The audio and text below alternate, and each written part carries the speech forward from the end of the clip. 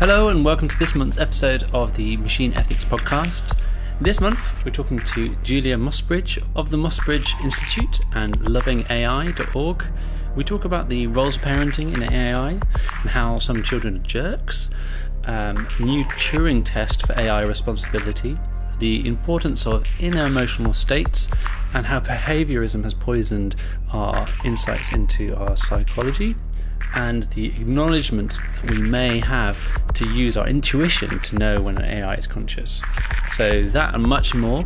If you'd like to support the Machine Ethics Podcast, go to patreon.com/machine ethics, or you can find more episodes on the machine-ethics.net website, or if you'd like to contact us, then email hello@machine-ethics.net. Thank you very much and hope you enjoy. Hi Julia, thanks for joining me on the podcast. If you could briefly introduce yourself and what do you do? Sure, thanks Ben, thanks for having me. My name's Julia Mossbridge. I do a lot of things, and one of the things, probably the reason you're talking with me is because I have a role as the founder and co-PI of the LovingAI project, which if you're interested about, if you're interested in, you can read more about at LovingAI.org, but we'll also be talking about it a lot here, I imagine. And I also do research on time and unconditional love. Great. So thank you so much for coming on. It's a real honor. Like I said previously, as we were talking, I was mentioned your name and that I should get in contact with you. And I've obviously seen you before on YouTube and such. So to all of our interviewees, the first question we like to ask is, what is AI? Yeah, what is AI? So, I forget who it was, but some AI person said that AI is whatever we feel is impossible at the time. And we discount anything that we could achieve. So, for instance, 10 years ago, winning at Go against a human would be considered fantastic AI, Yep. Now it's like, whatever, let's move on, So I think AI, I'm going to answer the question two ways. Sort of what is it in terms of its motivational status for human beings, and what is it technically? So let's go with technically first. So technically AI is any kind of behavior of a programmed system that reminds us of human-like intelligence or human-like behaviors. So that's sort of the technical answer. And then the motivational answer is AI feels to me like humanity's chance to reparent ourselves and create a new way of being with each other by outsourcing that way of being, at least temporarily, so that it can parent us into people who can better be with each other. So that sounds like those are great definitions, and that almost takes us into this kind of a lofty idealism of what hopefully AI could be for us in the future as a species almost. Good. Do you think, that sort of implies that we're not doing a very good job if we need shepherding in that way?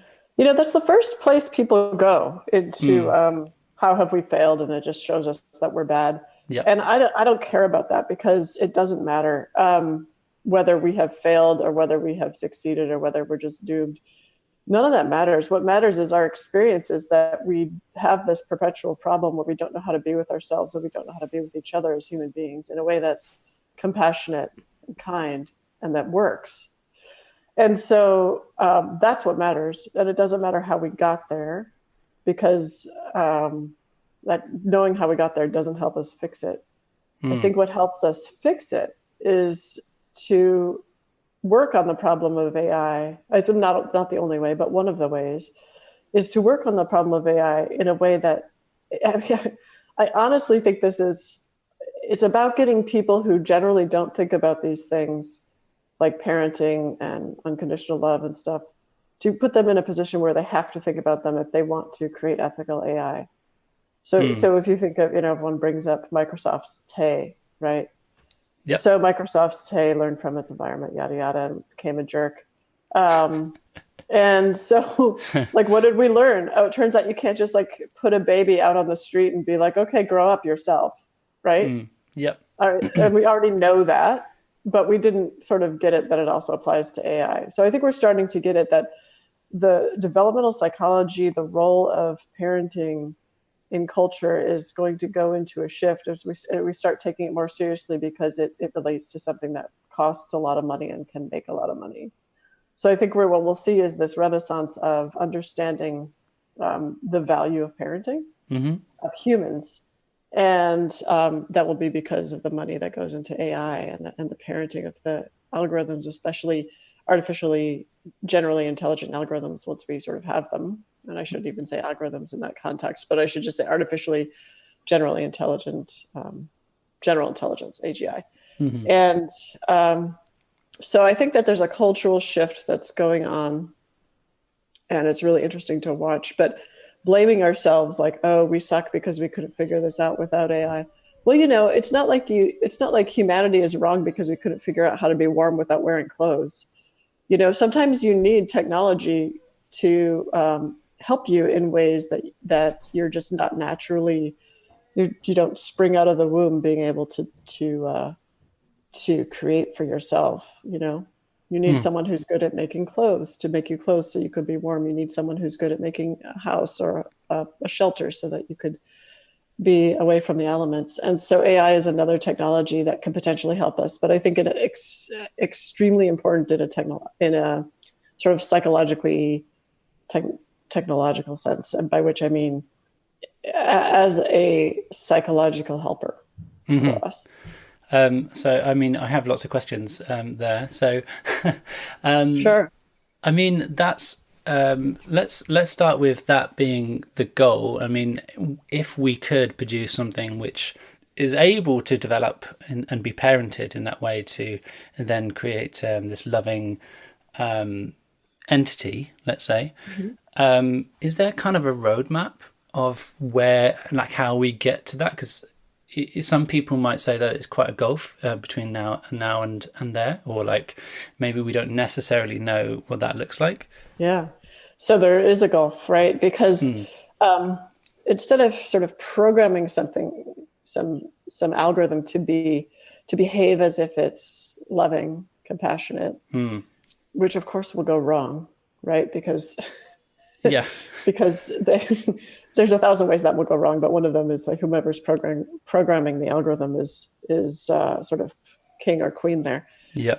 So that's a kind of a top-down sort of situation. Yeah. So the top-down approach is not good. So the bottom-up approach is better. The problem is, of course, all of us are flawed in our capacity to express and experience unconditional love. So we sort of know what it feels like, but not how to get there.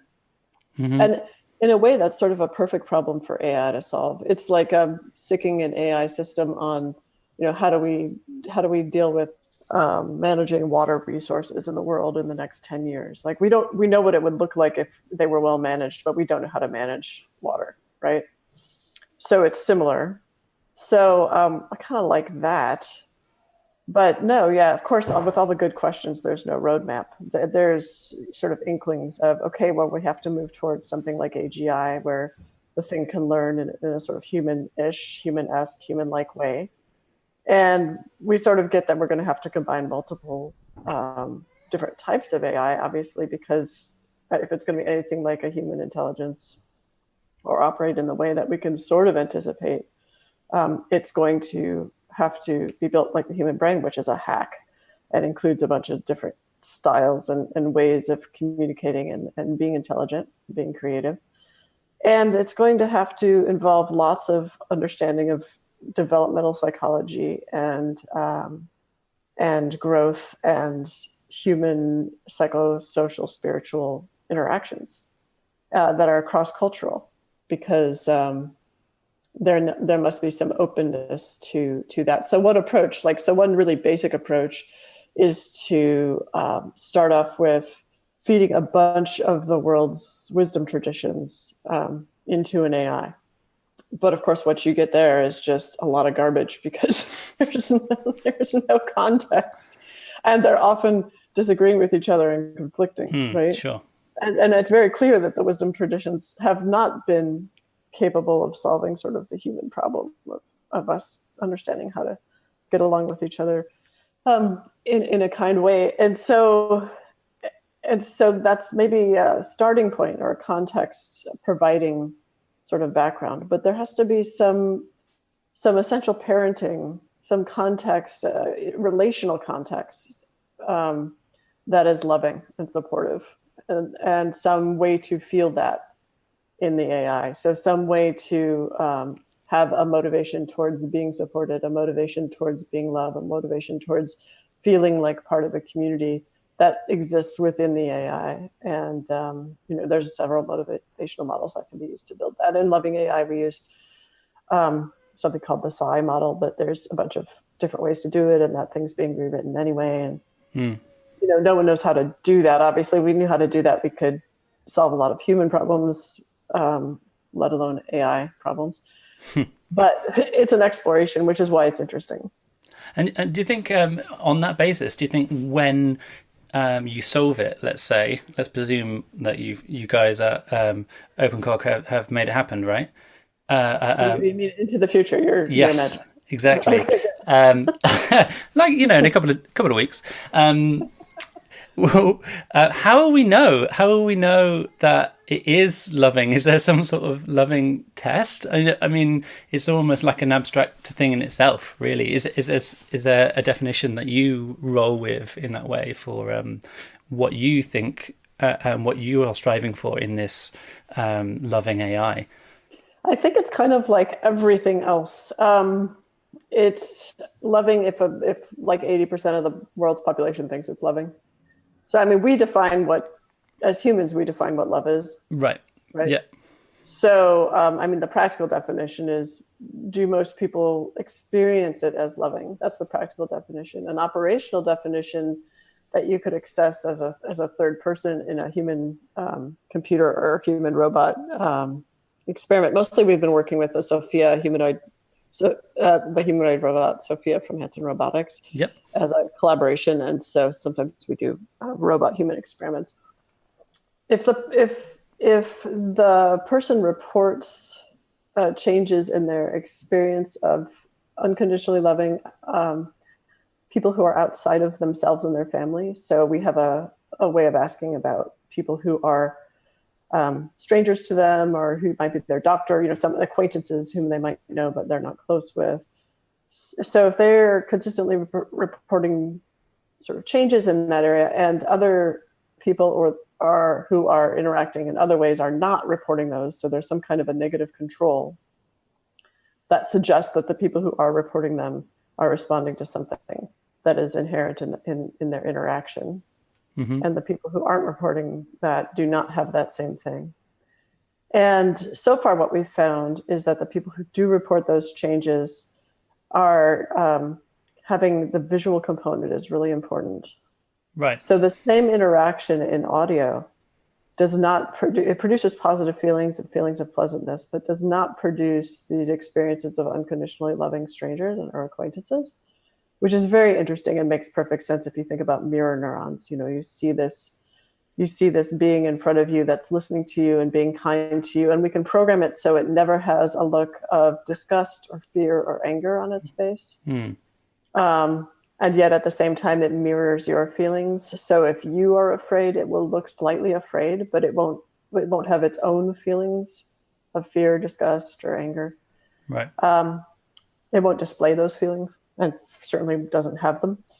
It seems like that is an indication, but we've also done some work with, we have a convolutional neural net that's looking at real-time emotion detection as people are having these interactions. And you can see the dynamics of the emotions, especially happiness and sadness, seem to be, at least statistically, are very related to people's self-reported changes in their feelings of unconditional love. In other words, if people have peak experiences, by which I mean either highs or lows in happiness or sadness, as they're having this interaction, they're likely to report increased feelings of unconditional love. It doesn't matter the direction of the feeling. They could actually feel more sad, but that or at least, more sad according to our motion detection neural net. But still, that's getting them these feelings of increases in unconditional love. So there's a lot to learn there and a lot to understand, but we have at least some legs up on trying to get a grip. Yeah, that's fascinating. Are you testing for what people? So I'm trying to get to grips with the outcome of the experiments themselves. When people were self-reporting, are you tracking how people feel about the interaction, or is it how they feel in and on themselves, and into the future how their behavior may have changed because of that interaction? In the way you were talking earlier about having this shepherd idea that the general intelligence might be able to help us out with, is that, I mean, if that's where we're going, what are you kind of looking at the moment? Yeah, in those, we said 2 experiments. I think there were like 25 people in the first experiment, 35 people in the second. So we're just beginning. But we were asking not about their feeling. We did ask a question about their feeling about the interaction, but other questions that I'm talking about are more focused on how do you feel right now in relationship to, your doctor? And then we had a definition of unconditional love that we gave, which I won't give here because it's like a paragraph long. But basically it says love without strings attached and no expectation of return. Right. So to what extent do you feel that kind of love, in relationship with your doctor, with the checkout person at the grocery store, these people who are sort of seemingly inconsequential. And those are the responses that were significantly increased, and that correlated with these changes in feelings. In terms of behavior, clearly one of the next experiments we'd like to do is a behavioral sort of as you leave the room kind of study. Someone says, hey, do you have $10 for my charity? And see how people respond in relationship with the emotions they were feeling and the interaction that they had. So that would be, a good next step. But right now, actually, we're backing off of the human-computer interaction studies or human-robot interaction studies and focusing on getting the AI to be smarter, because we want to move from a model that's mostly chatbot-like to a model that's more AI-driven or more sophisticatedly AI-driven. Yeah, and that's a really interesting point, actually, because I think I've spoken to people in the past, and a lot of these chatbot-driven systems are design systems with a sprinkling of natural language processing almost. So there's usually an element of translation, and then that translation produces some sort of semantic designed output. So if you're starting from there, you're going to be producing a larger model which is going to be spewing out Shakespeare, or is it going to be learning from, like Tay did with Microsoft? Is it going to be learning from the masses, or is it going to be you guys constantly talking to it, or just giving it loads of information and seeing what it says, that sort of thing? Yeah, so it's I think we'll be drawing mostly on OpenCog. And by the way, OpenCog has been sort of brought into SingularityNet, the company SingularityNet. Right. Do you know about their model? I've heard of OpenCog, but not SingularityNet, I don't think. Okay, yeah. So it's a really interesting idea. I'm just briefly going to describe it. Yep. Because it's worth thinking about. I think it's an IO. It's an internet organization founded by Ben Goertzel, who created OpenCog. And his wish is, he's always moving towards artificial general intelligence. And his wish is to find a way to hook up a bunch of different AIs in a democratized platform. So if you had an AI, you could stick it on this platform and allow it to interact with these other AIs, and then they think they've solved the give credit where credit is due problem, so that if a particular AI is performing well, it'll get more credit in the system, and essentially someone who creates that AI could actually earn money because it's all built on blockchain. And so, but the goal of doing this kind of thing is to motivate people to add different kinds of AIs that do different things. Some will be neural nets, some will be, symbolic logic, et cetera. And the goal is to create an AGI that can draw on whatever it needs when it needs it at appropriate times. And so I think it's a really cool idea. And they've got some really smart people, a couple of people who left academia to go work on this because it's such a cool idea. So anyway, we'll be drawing on singularity net. And so the answer to your questions is yes, yes, yes. So it'll be whatever, however people are training the AIs that are in there. Yep. And then there will be a specific subset that's focused on LovingAI stuff. So it would filter it. So some of that AI wouldn't be appropriate for LovingAI. Some of those AIs wouldn't be appropriate or need to be filtered. So we would do that. So there's this sort of a content filter and an emo filter, not only for the output, but also for the way the input is handled. Yeah. And those come from the interactions that we do, the experiments that we do. So it's almost crowdsourcing your interlocking system in a way. Yeah. I like that idea. I mean, there's a lot of activity in this realm at the moment. So it's almost like a no-brainer, I guess, to go down that route. And I've not heard of Singularity Net before, but I think it sings to a lot of these ideas of using some way of stamping, like you're saying, an algorithm with some sort of ownership. Like, where's this come from? How did it thing get produced, trained, etc. So I guess, I mean, if it solves that problem, then that'd be fantastic. And I will surely look at that and maybe stick up some sort of thought dump on the Patreon for that. So stay tuned. But that sounds awesome. So you spend a lot of your time in your career thinking about the brain and how humans operate, and like you're saying, how we are these kind of hacked together different processes that are happening in our brain, and some of those things are also happening in the rest of our bodies and this communication process.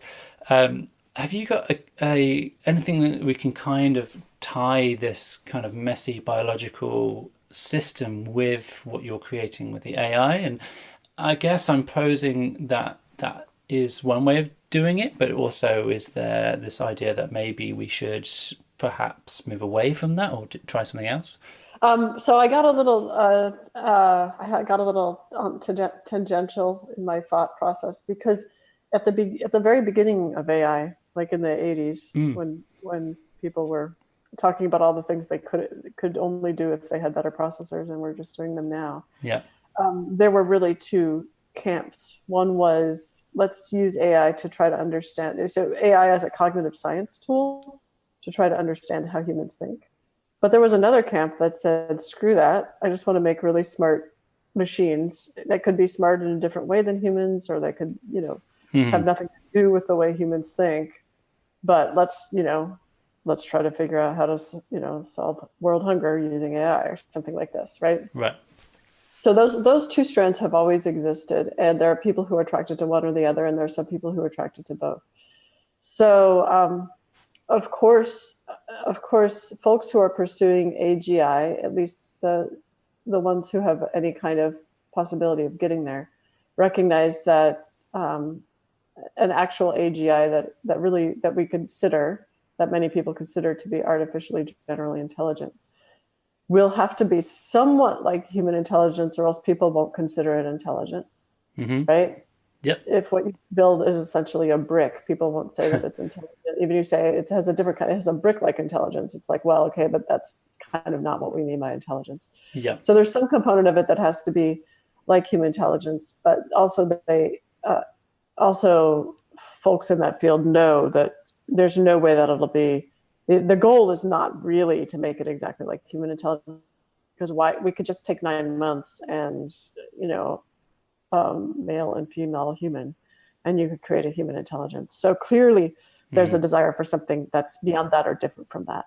And for some people, it's just egoic, like, oh, let's see what we can do. Oh, look, we did this. But for most people, I think, who take it seriously, it's this opportunity to try to get problems solved that humans aren't great at solving. Like longer term problems, humans are pretty crap at thinking long term. So if we could make an intelligence that wasn't like human intelligence in that way, and was more focused on long term results of decisions that are made now, that could be a really net positive human impact.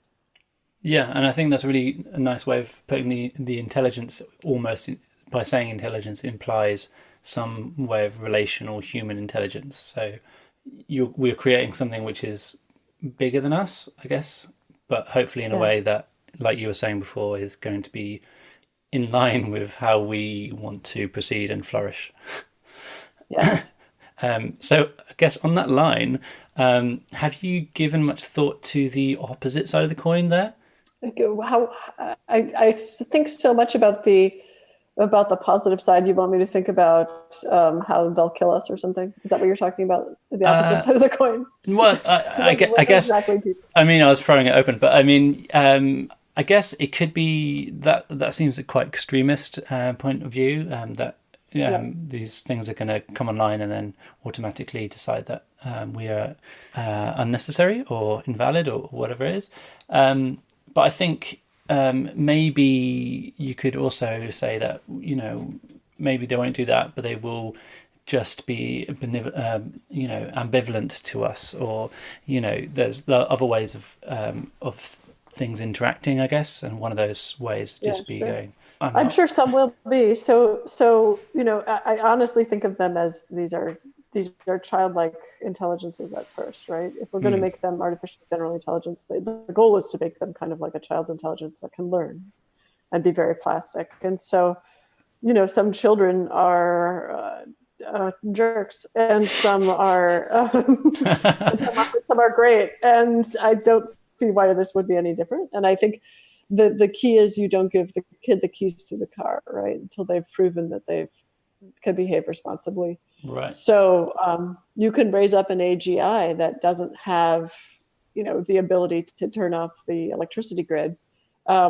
until you've determined that you really trust it, and there's a really good reason to give it that ability. So, if ever. I feel like you're almost inviting a Turing test for the efficacy of the AI at that point. Yeah. Maybe so, right? I mean, I think whether we admit it or not, we're always inviting that Turing test. Yeah, that's really interesting. Act like we're not, but we are. I mean, that would be an interesting position to get to, obviously, but it's something that will happen if that's what you're saying. If we're developing something which is then going to be nurtured into something which is beneficial and useful for humanity, then we'll have to work out how we know, when that's the case, I guess. But I mean, my point is, it's not such a difficult problem to solve. We solve it for human children all the time. We do essentially Turing tests on them, right? Like there are some children where we say, like, okay, this kid is never going to become a surgeon, for instance. Right. Like that's not going to happen. But so we're going to try to help this kid become the best at that they can, at the job that they can get, right? Yep. That's essentially applying some kind of an adulthood capacity test to that child. Well, so I guess I feel like what we're missing here in this world, and I don't know if it's because the world is filled with so many men. I do not know if this is why. Mm-hmm. Maybe it is, but I feel like we're missing the obvious parallel to parenting and what has been learned about developmental psychology and parenting over the last, hundreds of years. And why would we not use what we know about what responsibility means, what developmental stages are, et cetera, in human beings, just the same way we use how we think the brain is built and how we think the mind works, how we think intelligence works. Even though the machine intelligence is not the same as the human intelligence, we still try to apply that stuff. Why would we not also try to apply what we know about parenting? It just kind of doesn't sit right with me that we would ignore that stuff when that's exactly what we're doing. And I guess in a way, I mean, I'm kind of playing devil's advocate here again, and that's how I usually operate. I'm sorry, but I guess you don't need to apologize. It's like, I guess, like you were saying, some kids are jerks, but I guess some people are jerks as well. So I guess that way we're talking about pulling the plug on things as well, and there's the whole kind of idea of that's okay. I don't know how you feel about the kind of how consciousness comes into this whole equation, I guess, or our human-centric version of the consciousness. Well, I think we have to be careful, and I wasn't talking about pulling the plug. So there's a difference between saying this kid's a jerk, we're just going to take him out to the street and shoot him, right? Yep. And saying, this kid's a jerk, maybe we don't vote for this kid when he grows up to be president, right? I mean, depending on your country. Yeah, But sure. I mean, there's a big difference between pulling the plug and deciding what level of responsibility that you'll give a particular person. And so I think that same rule would apply here. I think it's very, very clear. So one of the things I study outside of working on AI stuff is time and consciousness. And it's very clear that we have literally no clue how to know whether another human being is subjectively conscious. We can, I mean, outside of simply giving them general anesthetic and saying, okay, they're not subjectively conscious now, or killing them or putting them into deep sleep. But when they're awake, there's no way to prove that someone else is conscious. And so how can we possibly know whether a machine is conscious? So I do think we be careful about that. I think there's this idea that intelligence and consciousness are related. I think there's some good reasons why people think that. It's sort of an intuition we have, because in all the states in which we can be intelligent, we are also conscious. But I don't know that they are actually related in any other way except for coincidentally. Right. So it's not a necessity that that's the case. Yeah, I don't think it is. No. But who knows? When you were referring to consciousness, was it the zombie problem, I think, or? Yeah, essentially. Yeah. How do I know anyone else? How do I even know I was conscious 5 minutes ago? How can I even prove that I myself was conscious 5 minutes ago? I can't. Yeah, you can't objectively to someone else prove that necessarily. I can't even prove it to myself. What if it's a false memory? If that's the case, then you're almost sidestepping this sort of consciousness argument because there's no way of knowing at that point, so it doesn't matter, I guess. No, so you're making a conclusion. I'm just asking a question. But I get it that's your job.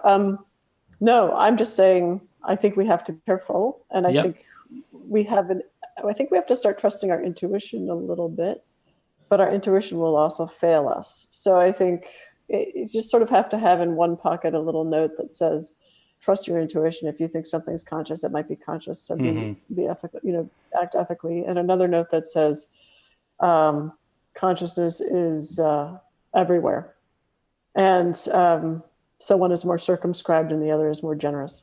But if consciousness is everywhere, I guess what it comes down to is I'm not sure ethical behavior has anything to do with whether something's conscious. If someone's asleep or under general anesthetic, I don't think it's ethical to kill them in that moment just because they're not conscious. And I think of machines that way, just like maybe right now they're not conscious, any kind of AI.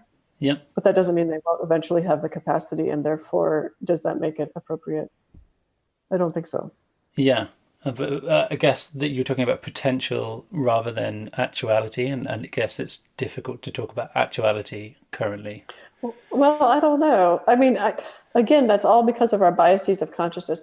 So when people talk to Sophia, because she has a face and because she behaves very much like a human in certain circumstances, they'll be like, wow, I think she might be conscious. Simply because of that, right? That's the intuition. And it's not like she has sophisticated AI that, is making her conscious. It's that she has a face. And so we are, and of course, animals that look more like us, we think are more likely to be conscious. So we have this very body-centric bias of what consciousness is. But what I'm saying is, if you're going to behave ethically towards something, I don't know that you have to know if it's conscious. If your goal is to try to behave ethically towards anything. Yeah. I mean, even I'm sitting in a hammock as I talk to you. Do I need to behave ethically towards my hammock? I guess I'd kind of like to, on the principle that it's possible everything has a little bit of consciousness. But I guess it's difficult to define what ethics looks like towards a hammock necessarily, if that's not so readily defined. Whereas you might have some more definitions for how you might ethically act with a dog or a cat or other human beings, obviously. Oh, I don't know. It seems really easy. So so breaking my hammock in a fit of rage, not treating it well, seems ethically unwise. So, I mean, to me, it doesn't seem difficult. If you assume everything has a little bit of consciousness, it seems like you treat it kindly. You know Right. what I mean? Yeah. So it's just weird. It's not difficult. It's just weird. Yeah, but I guess what I'm implying is that it's maybe kindness for you towards, but other people's kindness towards that hammock are not necessarily implied Um, I by just the hammock, Yeah, essentially. yeah. So that's if you decide that ethical interactions are all about behavior. Right? So the behaviors might be different. Hmm. I think one thing that's really important to think about is behavior is one thing and it's operational and yada yada, and a third person can look at it and say, yes, I see Yeah. that behavior. But there's also a felt sense of compassion that is cross-cultural and that is not dependent on how a culture expresses something. It is just a feeling. And when I say just, I shouldn't say just, because feelings are the basis of all those behaviors. Hmm. And to me, what is at base the most ethical interaction is a feeling of kindness, a feeling of unconditional love, of compassion, whatever it is with which you are interacting. Hmm. So that feeling is, I sort of feel like behaviors are the booby prize, but we focus on them because we're so convinced that the inner state doesn't matter, but the inner state matters. Hmm. And I feel like kids know this. When you raise kids, when adults who are really disturbed raise children, if they have feelings of love for the child, even though their behavior is disturbed, the child can feel that feeling. And that matters hugely in the development of the child. So I'm not saying the behavior doesn't matter, but I'm saying that the capacity for the child to feel the inner state of the parents also matters.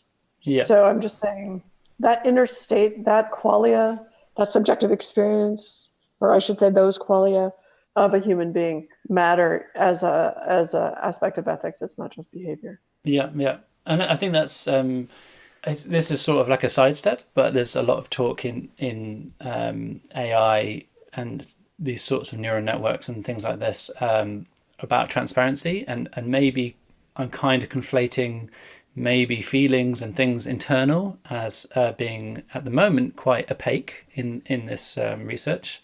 So do you think when we're creating these things, it's sort of paramount that eventually they will maybe have a opaque inner workings, but that there's some way of interrogating that or inferring that internal workings from their behavior, maybe? Or I don't know if there's something. You're trying to solve the problem of behaviorism.